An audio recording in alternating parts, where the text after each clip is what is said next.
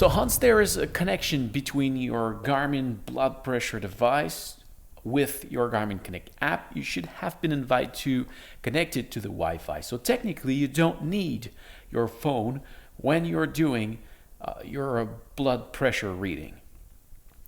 It will automatically link it to your Garmin Connect app. But then when you want to see it, by default, you won't see it on the home page. Where you can see it is by going on the calendar on the day, and you should see your blood pressure reading just right here.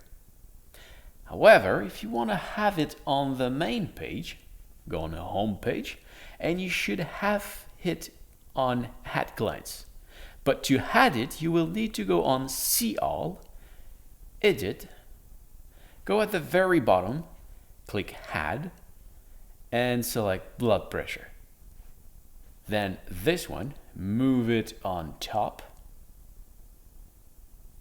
I said on top. Where is it?